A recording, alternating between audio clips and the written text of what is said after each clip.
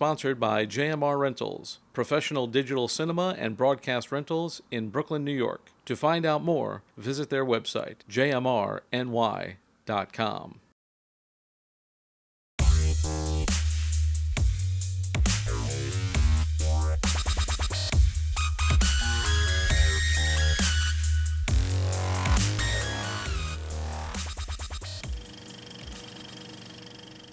Hello and welcome to No Rest for the Weekend, where we go behind the scenes and talk to the creators of independent entertainment. I'm Jason Godbey, and today on the program, doing a little something different for you. We have an author on the show. He is the author of the new book, Life at Hamilton, Mr. Mike Anthony. Welcome, Mike. Hi, Jason. Thanks so much for having me. It's an honor to be on your show. Hey man, thanks for coming, or thanks for being there. I still thank people like they're actually in the studio with me, but been doing the Zoom thing for a while now. But you and I go way back to our theater days, and it's great just to see you. It's great to see anybody now, but Yeah. I saw that the book had come out, and I wanted to ask you about it because it does sort of pertain to streaming media because they just did the big streaming thing of Hamilton. So I want to talk about the book definitely, and we'll get some good stories out of it to give people a preview of the book. But first, tell me about you. What is your background? How did you get involved in all this mess? And what's your origin story? Well, first of all, I appreciate you trying to wedge me into your format here. That's very appreciated. Uh, my origin story. So I had moved to New York City to be an actor initially. That's where I was headed, and then I got a job not long after as a bartender at a Broadway theater, thinking I'd have that job, for a month or two until I made it. And then I turned around 14 years later or so, and I was still serving drinks behind that bar. Yeah, life goes in ways that if you had told me when I was in high school that I was going to make a living as a bartender, I would have thought that was, insane. I knew nothing about bartending, and to think that that's now the focus of my life is a definite surprise. If you could go back and tell little high school Mike Anthony. But it ended up bringing me such incredible experiences, and I feel just incredibly fortunate, even before Hamilton, to have had the experiences that I've had. And then Hamilton came along just when I just about had my foot out the door. I'd been bartending for way longer than I thought I was going to have been by that point, and I was just about ready to move on, maybe try some teaching or something. And then Hamilton came along, and there was a lot of buzz, and I was like, well, maybe let me just see what this is about. The show is about. And the first night I saw it, I realized, oh my God, this is going to be extraordinary, and it obviously was, and it was just just a real privilege to be able to witness it up close. You took this experience, and I remember we had kind of seen you on the news a couple of times about it, and of course the buzz about Hamilton was huge. So how did the book come about though? Because you went from like basically managing, you're like a bar manager at a theater to author of this book. How did that kind of, like, what inspired that, and did someone tell you to do that, or did you just kind of come up with the idea? I feel like it was guided entirely by fate, the way the book actually ended up coming about. What happened was I had been writing stories about things that I experienced at the various bars on Broadway for a long time. And I had, my maybe 50 or whatever followers who would regularly comment on those stories. And then I had an experience one night at Hamilton when Mike Pence came to the show, which ended up being a big, story when he came. And he and I had a very minor, very short interaction. And I wrote maybe 100 words about that interaction, just a really short little blurb. And it went viral. As I was bartending a little while after writing that post, I felt my phone in my pocket getting very hot. And I was like, what's going on? After intermission, I took it out and I had thousands, literally thousands of notifications because it had been set to public and it got shared in a major Pantsuit Nation, which was a big Hillary Clinton uh, group, I guess. And someone had shared it there and it just went to, a million people. And so then after that point, I just kept on writing anytime anything interesting happened at Hamilton, which was all the time, especially that first year, because, you could not look up without seeing people of the greatest celebrity. Everyone was coming to the show that first year. So I was just writing about the little things that were happening, and more the stories were getting read and shared. And then by simple fate, an author came upon them, and she said, you really should put these into a book. And she took it to her agent, and that's how it happened. It was really because of this woman, Stephanie Good, who, out of just the kindness of her heart, she wouldn't take a dime from me, and she copy edited the whole thing. Really, just an extraordinary story with her, and that's how it became a book. Is the book? Would you say it's a compiled, like almost like compiled anecdotes kind of thing? Yeah, it's the first third or half of the book just tells the sort of chronicles the first year of Hamilton and just what I was experiencing, and then the last half of the book is a compilation of the short stories, basically independent stories. Would you call it? Is it more of like a fly on the wall observational type thing, or is it? Do you kind of offer your own opinions and point of view in it? Yeah, I definitely end up offering some of my, it can feel sort of like a self-help book in some cases. I tend to be of a generally optimistic disposition. And during the last 4 years after Trump's election, most of the people who were following me were reeling from the election and feeling very unsettled about the direction they felt things were going. And the stories that I was writing about were almost all positive stories. I was seeing these great things.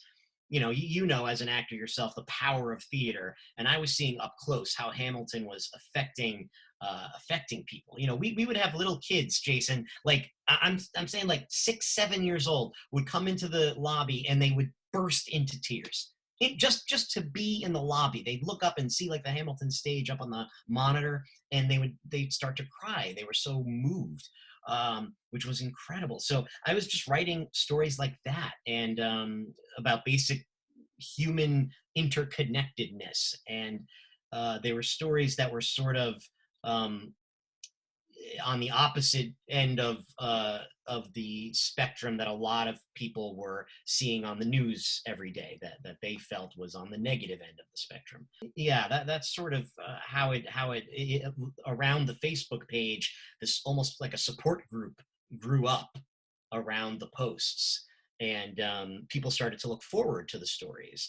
So that was the genesis of it. And I remember seeing the cell phone footage of Mike Pence when he went there, and it was remarkable that the effect that had on people, and the effect the show has on people in general. I never got tickets to see it, but I saw the Disney Plus stream of it, and it's remarkable. It's a remarkable show, and everybody in it is crazy talented, like just unbelievably so. The first thing I remember seeing was the Amy Schumer incident.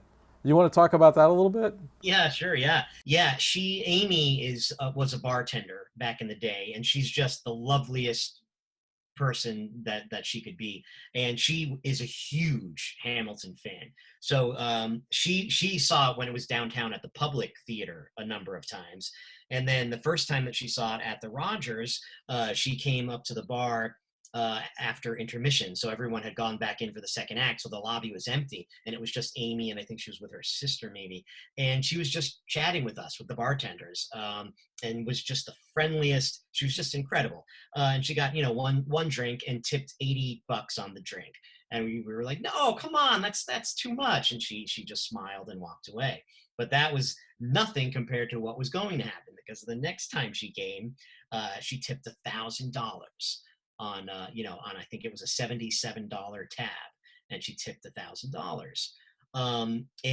I posted a picture of the receipt, just showing the tip.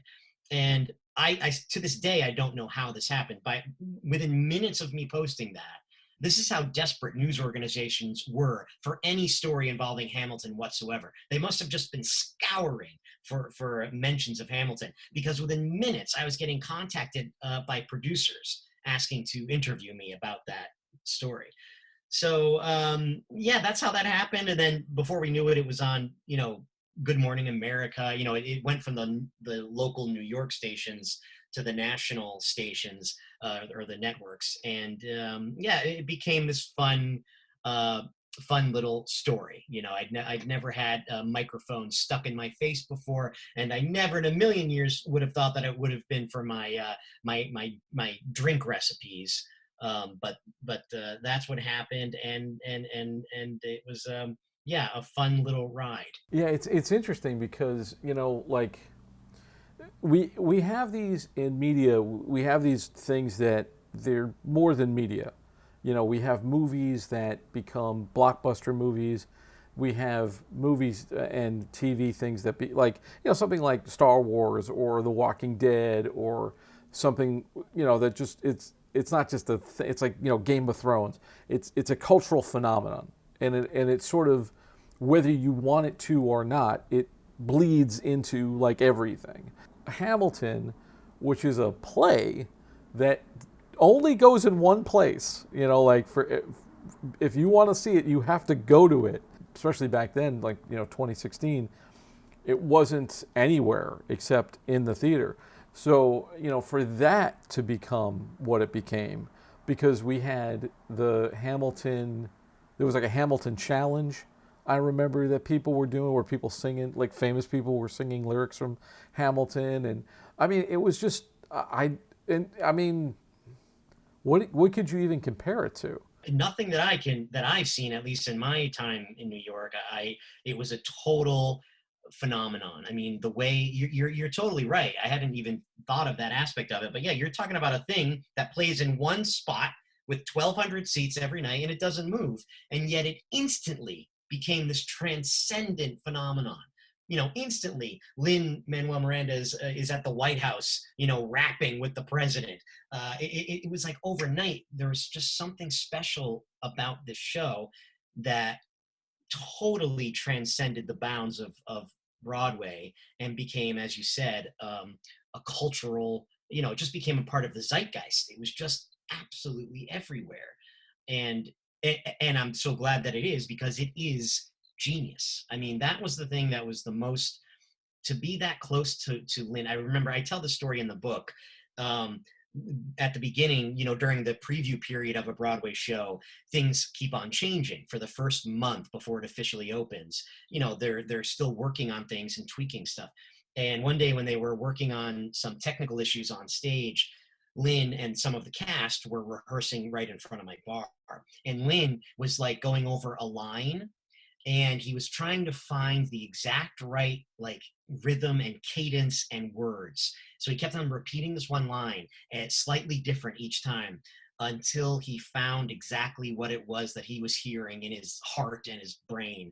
I felt, like I say in the book, I mean, I felt in that moment like I was watching Michelangelo sculpt David. Like that's what it felt like. You just knew that you were in the presence of a brain that is just not a typical brain. His brain can do things that other brains simply are not set up to do.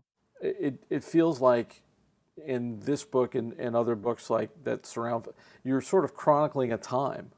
Like, did you feel like you're kind of writing history in a way?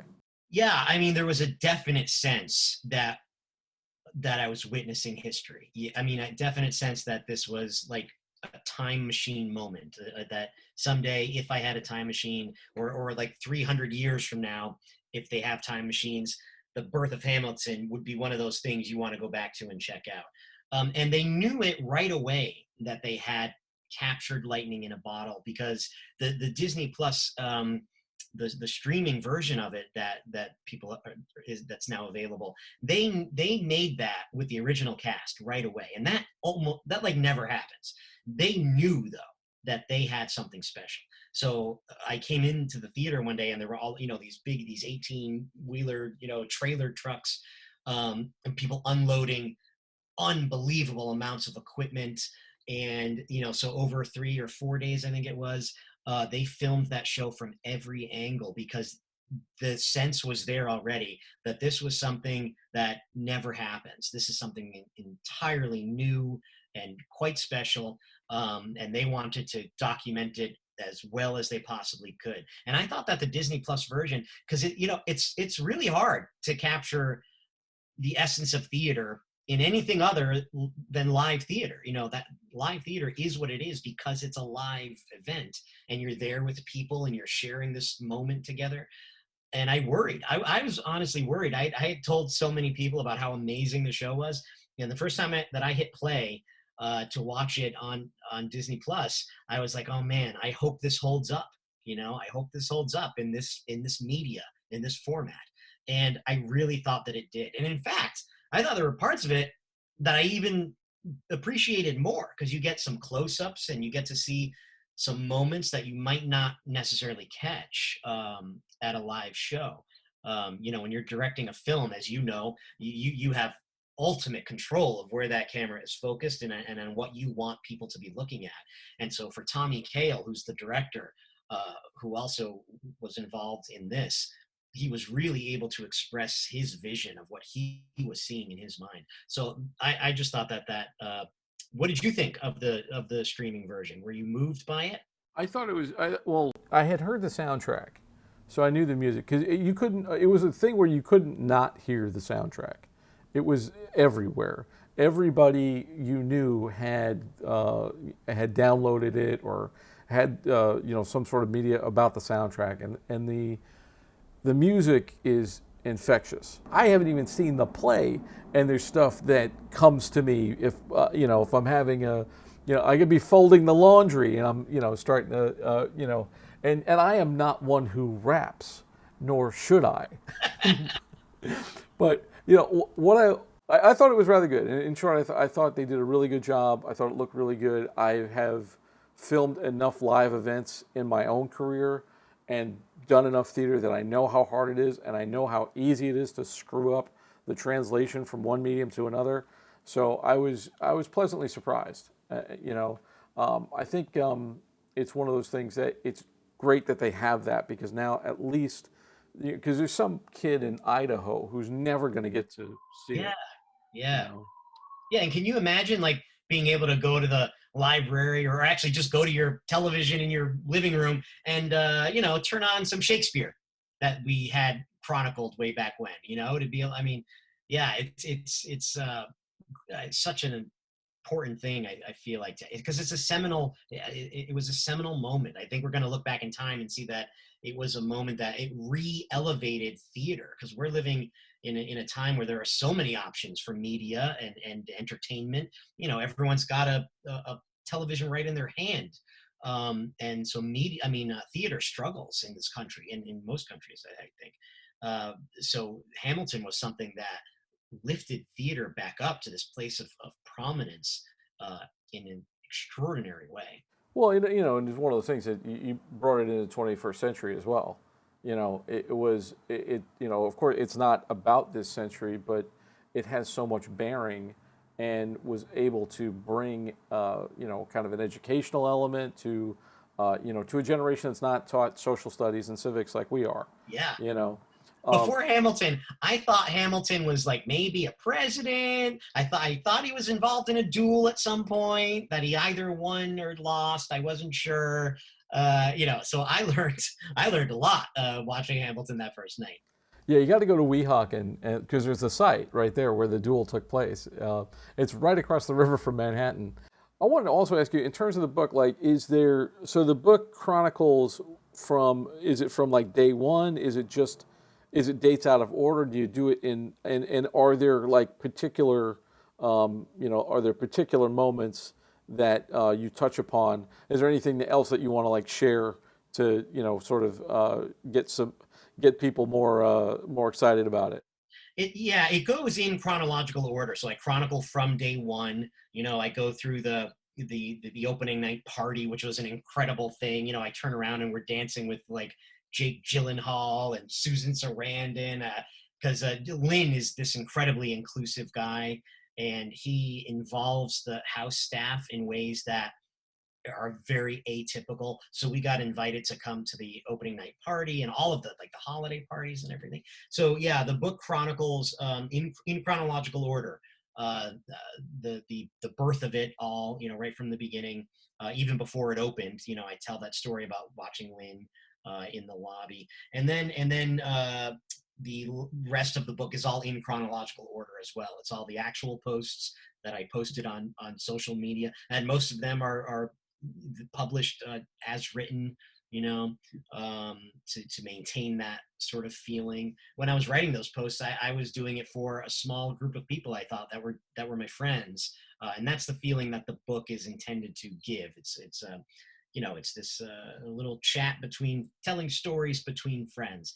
So yeah, there are some I had a lot of surreal experiences in there, not the least of which was meeting, getting to hang out with Barack Obama. He came to the show twice, and there's a story about that in there. I have an enormous crush, Jason, on Anna Kendrick, which I've had for years. And as fate would have it, there's a new show she did, Love Life, it's called, on HBO Max. And they filmed a scene at Hamilton, and they needed me to be there to be the bartending liaison. I was supposed to teach the actors who were playing bartenders what they should be doing. So anyway, I got to meet Anna Kendrick that day, and you'll get to read all about that experience in the book. But most of it is just the highlights of some of the amazing things that I got to see, and watching the show affect people in a way that was incredible. I think it's a book that is it's something that might be helpful for people, especially this year when times are so tough. This has been such a hard year for so many people, and I hope that this book makes you feel warm and fuzzy, and gives some hope, and there is a light at the end of the tunnel, and there are already whispers about Hamilton coming back, knock on wood, at some point over the summer.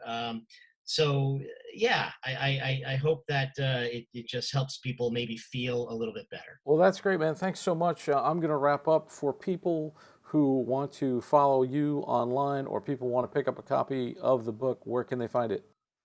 MikeAnthony.com has all of the links, and including some upcoming projects as well.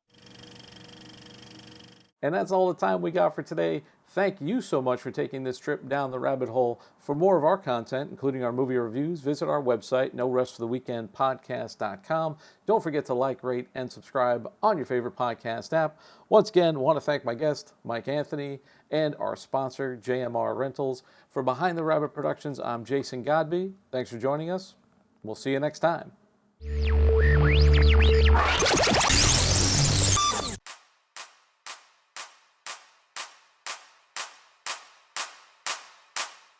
Hello and welcome to Watch This Film, the movie recommendation show where we talk about movies, how they're made, and why they're important. Mr. Joseph Melendez, Miss Kate Forseth, Simone Policano, Mr. Richard LeMay. Welcome, Richard. This is one of my favorite movies of all time. The thing I love about the others is that the lead character, played by Nicole Kidman, is such a strong female. It's an interesting take, but it also depends on perspective. I'm very glad I didn't watch it as a kid, because I think it would have freaked me out as a 23-year-old. I think at the end of the day, if you have good writing and a good cast, you can shoot it any way you want and it's going to come out cool. Oh, wow. There's a lot to this movie.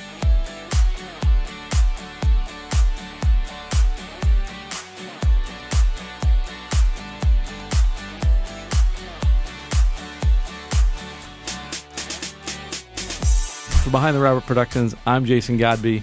Watch this film, and we'll see you next time.